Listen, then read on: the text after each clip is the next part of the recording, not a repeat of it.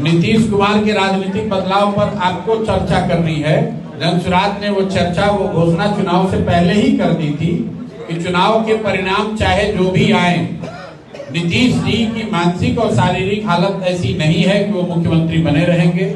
लेकिन जनता को बरगलाने के लिए, जनता को बेवकूफ बनाने के लिए दलों ने, चाहे वो भाजपा के हो, जदयू के नेता हो, वोट लेने के लिए नीतीश कुमार को मुखौटा के तौर पर इस्तेमाल किया।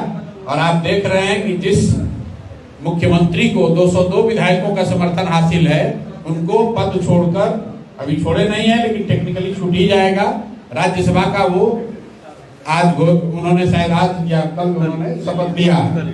तो ये दिखाता है कि जनसुराज ने जो कहा था कि नीतीश कुमार आगे मुख्यमंत्री नहीं रहेंगे, ये एक और बात दर्शाता है कि ये जो 202 विधायकों के समर्थन का, बहुमत का दावा सरकार कर रही है, ये बहुमत शुद्ध बहुमत नहीं है, ये खरीदी हुई बहुमत है, ये मैनिपुलेटेड बहुमत है, जिसको 10,000 रुपए के प्रभाव से लिया गया है, जिसको इलेक्शन कमीशन की मदद से हासिल किया गया है।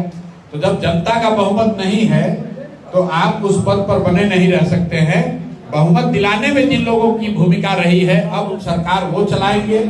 तो आप देखेंगे बिहार में पहली बार अब जो मुख्यमंत्री बनेंगे, व्यक्ति चाहे कोई भी हो, जो मुख्यमंत्री बनेगा उसकी प्राथमिकता बिहार ना होकर गुजरात होगी। उसकी चिंता ये होगी कि गुजरात में बिहार के लाखों मजदूर, बिहार के लाखों बच्चे 12,000 15,000 में जाकर मजदूरी करते रहे, ताकि गुजरात में फैक्ट्रियों के मालिकों की आमदनी कम ना हो, बिहार के बच्चे हड्डी गलाते रहे। क्योंकि देश के दूसरे किसी हिस्से में आप 1 करोड़ नवयुवकों को नहीं ढूंढ सकते हैं जो कि 10-12 हजार रुपए में जाकर 10-10 घंटा काम करे।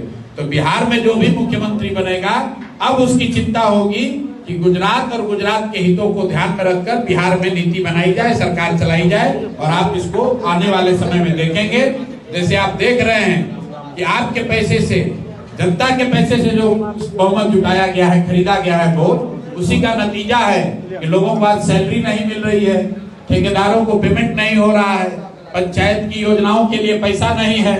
अब सरकार चर्चा कर रही है कि शराबबंदी किसी तरह हटाएंगे, कुछ पैसे का जुगाड़ हो।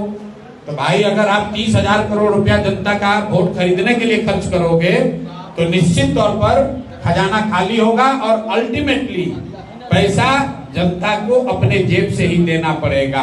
ये बिहार के लोगों को समझने की बात है। कोई चीज मुफ्त में नहीं मिलती है।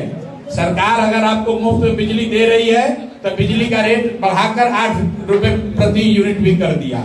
अगर सरकार आपको 10,000 रुपया वोट के समय में दी है तो उसके बाद आपको दरमाहा नहीं मिल रहा है, आपने अगर कोई कॉन्ट्रैक्ट के तौर पे काम किया है, वो काम का पैसा नहीं मिल रहा है, पंचायतों में विकास का काम ठप है। और अगर यही व्यवस्था रही, आप देखिएगा 3-4 महीनों में यहाँ फाइनेंशियल क्राइसिस, आर्थिक क्राइसिस होगी। और जब आर्थिक क्राइसिस होगा तो ये लोग उसी बहाने से शराबबंदी को हटाएगा, क्योंकि दूसरा कोई रास्ता इनके पास है नहीं।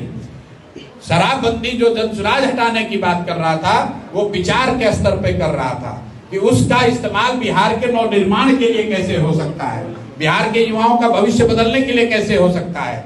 लेकिन ये सरकार अगर हटाती है, शराबबंदी हटाएंगे ये लोग, तो ये अपना जेब भरने के लिए, भ्रष्टाचार करने के लिए, और जो खजाना इन्होंने लुटाया है उसको फिर से उसमें कुछ पैसा जमा करने के लिए करेंगे। आने वाले समय बिहार के लिए दुखद और परेशानी वाले होने वाले हैं। मैं आपको घोषणा कर देता हूं, बिहार में भ्रष्टाचार कम नहीं होगा, बिहार में बच्चों के लिए पढ़ाई की व्यवस्था नहीं होगी, यहाँ से पलायन जारी रहेगा।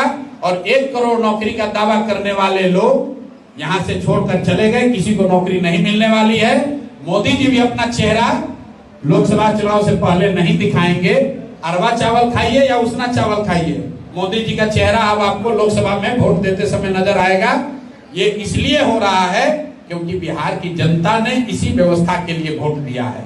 जो बोइएगा वही काटिएगा, बोइएगा बबूल तो आम नहीं खाइएगा।